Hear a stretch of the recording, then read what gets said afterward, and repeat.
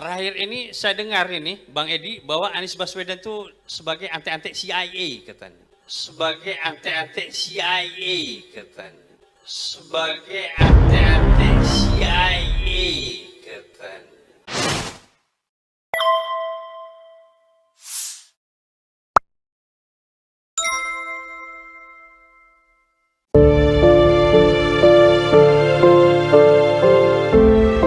Assalamualaikum warahmatullahi wabarakatuh.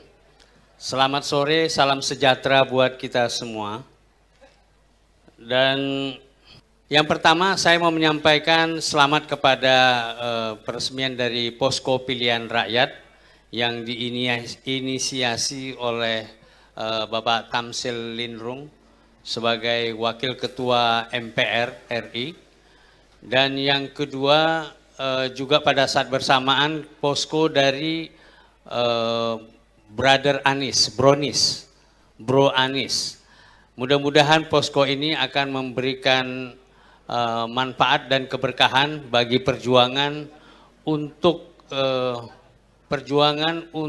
menjadikan Anies Baswedan sebagai capres pilihan dan sekaligus menjadi Presiden Indonesia yang ke-8, insya Allah. Dan Brownies ini adalah salah satu dari sekitar 250 simpul relawan yang ada di seluruh Indonesia ini.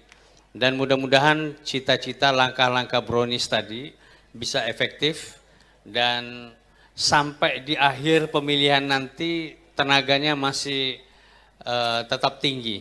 Ya, kita doakan. Kita percaya ada Yusuf Blegur, ada Bang Guntur Siregar, ada juga di sini aktivis-aktivis yang cukup sudah berkiprah lama, dan kita yakin bahwa Brownies ini akan eksis berkiprah dan memberikan warna di dalam perjuangan untuk kemenangan Anies Baswedan nantinya, insya Allah. Dan berikutnya tadi kita sudah mendengar paparan dari Bang Tamsil maupun Bang Beni Kaharman dan juga adalah Bang Andi yang sudah memberikan gambaran konstruksi dari situasi yang ada sekarang yang dianggap tidak memadai sehingga perlu direkonstruksi untuk menjadi lebih baik. Nah, di dalam hal ini saya mau menyampaikan bahwa kita tahu dari semua tokoh nasional kita yang yang muncul pada hari ini, saya kira cuma Anies Rashid Baswedan yang tiap hari ada produksi hoaks dilakukan terhadap dia. Tidak ada tokoh lain. Kita belum menyebut nama capres karena memang belum ada capres. Yang ada adalah balon semua, bakal calon, ya. Dan alhamdulillah sampai detik ini balon bakal calon yang kita unggulkan, Anies Baswedan, sudah mendapatkan persetujuan formal dari ketiga partai politik yang bergabung di Koalisi Perubahan, Nasdem, PKS, dan Partai Demokrat. Dan mudah-mudahan juga di dalam waktunya nanti, bukan hanya tiga ini aja yang mengisi dari Koalisi Perubahan, tapi juga adalah kekuatan-kekuatan politik lain, insya Allah. Tiap bulan ada survei, ini aneh nih, biasanya 3 bulan ya, Pak Saganda itu sering mengungkapkan juga kan, tapi ini di tiap bulan, berarti ada apa di sana? Odong-odong juga gitu loh saya kira. Nah, caranya gampang sekali untuk mau melihat. Kita ingat waktu Pilgub yang lalu, Anies selalu nomor 3, sampai sehari sebelum pencoblosan pun nomor 3, tapi akhirnya dia yang juara. Dan berarti survei yang sebelumnya itu ya odong-odong lagi, abal-abal begitu. Nah, kalau misalnya Anies, coba bapak-bapak ibu perhatikan, Anies ke Medan membludak, lebih dari 300.000 orang keluar dari rumah menyambutnya di jalan-jalan dan di mana-mana. Pergi ke Lampung juga demikian, pergi ke Ciamis juga demikian, pergi ke Kalimantan juga demikian. Coba bandingkan dengan kehadiran tokoh-tokoh nasional lainnya. Apakah sama seperti penyambutan terhadap Anies? Tidak.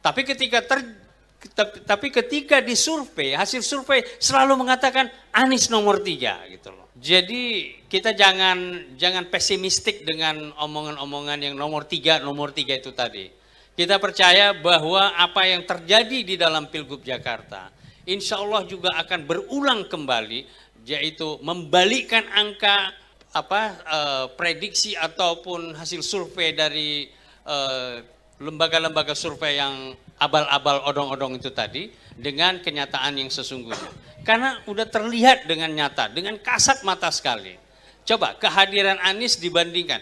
Nah, ini satu contoh. Kemarin Anies kemarin malam itu pergi ke Kuningan tengah malam. Di situ juga masih disambut oleh masyarakat yang begitu banyak juga begitu. Apakah hal yang sama akan diterima oleh tokoh-tokoh nasional lain? Kita belum pernah menyaksikan demikian.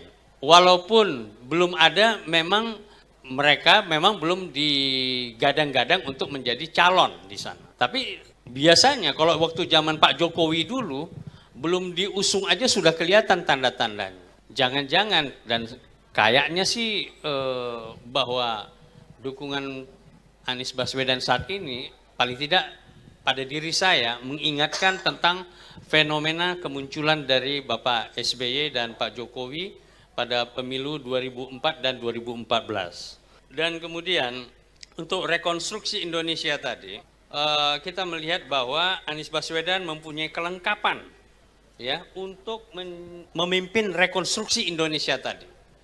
Caranya gampang, kita tidak menyampaikan masa lalu, memprediksi masa lalu, masa depan yang akan dilakukan oleh Anies. Cukup kita melihat apa yang dia lakukan di Jakarta.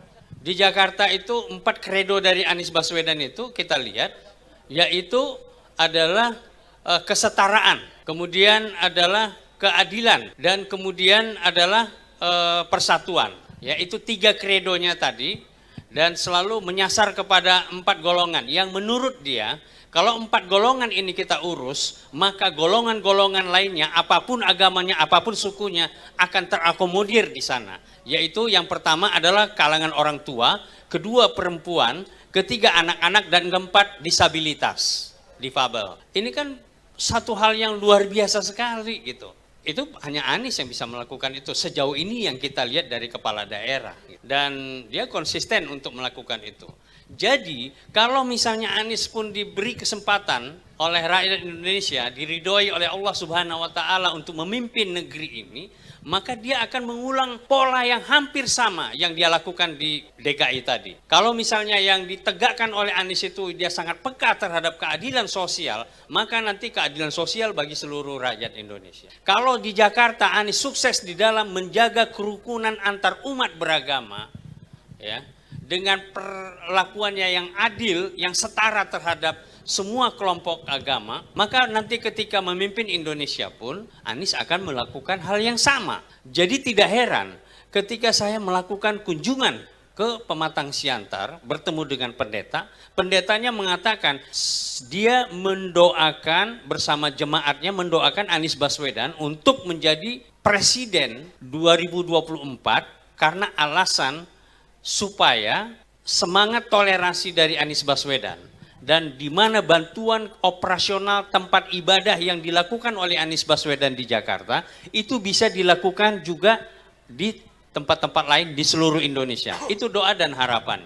Begitu juga ketika saya berbicara juga sampai ke pendeta di Tarutung, itu juga demikian juga. Saya bicara dengan tokoh agama di daerah juga demikian. Jadi ke depan pun Anies ya akan melakukan hal yang sama. Dan terakhir saya menyampaikan bahwa walaupun fitnah, hoax yang dilakukan terhadap Anies itu tidak putus-putusnya, diproduksi tiap hari. Bahkan ada media yang secara khusus, bukan hanya satu, tetapi media-media dikhususkan untuk melahirkan fitnah, hoax terhadap Anies Baswedan. Dan dengan tuduhan yang bermacam-macam. Terakhir ini saya dengar ini Bang Edi bahwa Anies Baswedan itu sebagai antek-antek CIA katanya. Bisa nggak dibayangkan? Dan sebelumnya itu dia dituduh sebagai Wahabis. Dan pada saat yang sama dituduh sebagai Syiah. Pada saat yang sama dituduh juga sebagai liberal dan sebagainya. Yang semuanya itu adalah isapan jempol belakang. Baik, saya kira demikian dari saya. Wabillahi taufiq wal hidayah. Assalamualaikum warahmatullahi wabarakatuh. Waalaikumsalam warahmatullahi wabarakatuh. Jadi ada beberapa yang saya mau kasih highlight. Yang pertama, fenomena di lapangan setiap Anies berkunjung datang menyapa itu manusia